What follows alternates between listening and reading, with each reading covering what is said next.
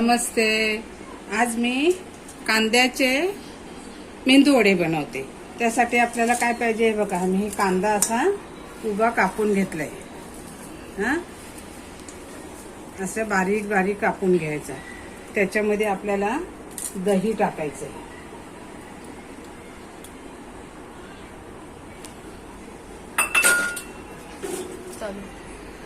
दही टाकलं. आता चवीनुसार आपल्याला मीठ टाकायचंय. मीठ पण टाकून झालं. आता ही मिरची वाटून घेतले आणि आलं पण वाटून घेतले, ते पण आपल्याला टाकायचंय.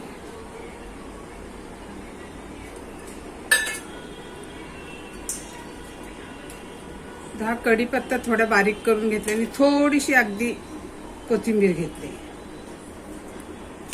बेसन पीठ, मैदा आणि तांदळाचं पीठ हे पण सगळं मिक्स करून घ्यायचं.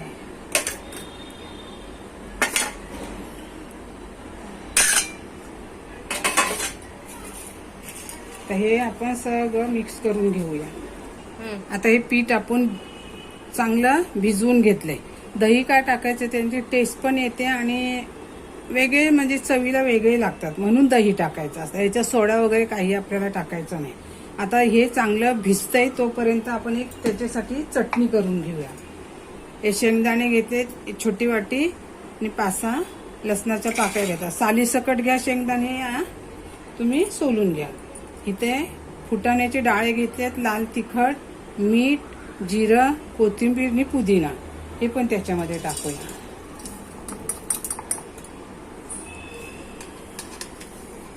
आता थोडंसं पाणी ओतून आपण त्याची पेस्ट करूया.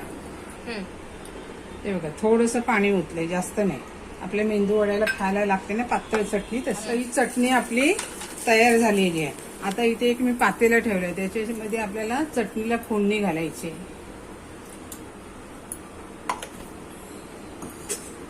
इथे राई टाकते पातेल्यामध्ये. चांगली तडतडली पाहिजे राई.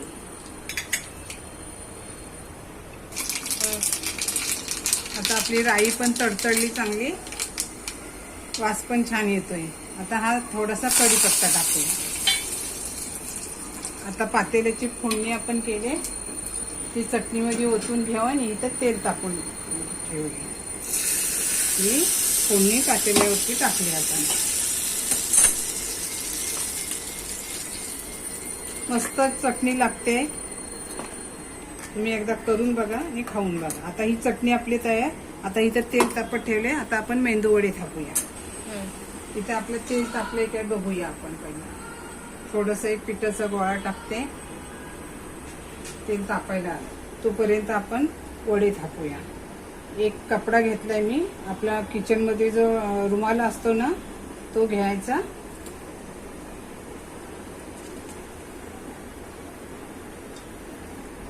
तुम्ही ही मी पिठं जी घेतली ती चण्याचं पीठ, तांदळाचं पीठ, बेसन, त्याच्याऐवजी तुम्ही कसलंही पीठ घेऊ शकता. ज्वारीचं घ्या, बाजरीचं घ्या.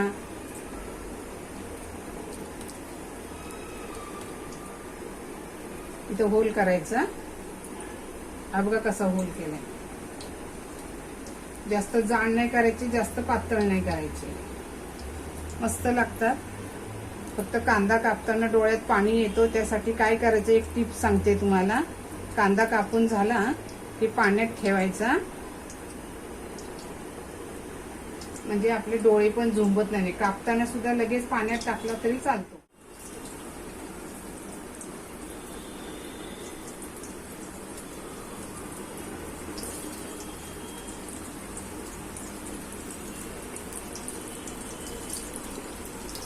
आता तुम्हाला कपड्यावरती नसले थापायचे तर तुम्ही अशा हातावरती घेऊन सुद्धा थापू शकता. जास्त पातळ आणि जास्त जाड पण न करायचं. असला आपला मेंदू वडा असतो तसा असं घ्यायचं, मध्ये होल करायचं की झालं मेंदू वडा तयार. छान लागतात, कुरकुरीत, खुसखुशीत.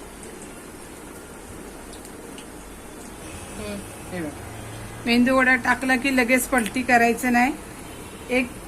एखादा 1 ते 2 मिनिटांनी मग पलटी करायची. काळे करायचे नाही, गोल्डन होईपर्यंत तळायचे आणि पांढरे पण ठेवायचे नाही. हे बघा किती छान झाले. आता हे आपण काढून घेऊया.